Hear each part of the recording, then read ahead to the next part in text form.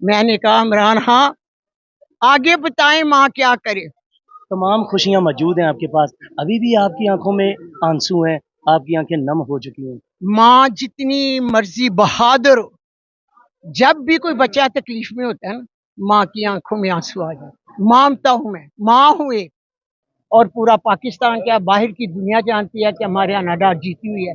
سر اگر دھاندلی ہوتی ہے پھر سے فارم 47 اجاگر ہو جاتا ہے، کیا اسٹریٹجی اپنائی آپ نے؟ عوام کے اندر ان کی کوئی حیثیت نہیں ہے، سیاسی طور پر ان لوگوں کی موت واقع ہو چکی ہے. مریم نواز صاحبہ کا آپ کو وہ مشہور زمانہ فقرہ یاد ہوگا کہ جی میرے والد نواز شریف ایک نشہ ہے نشہ.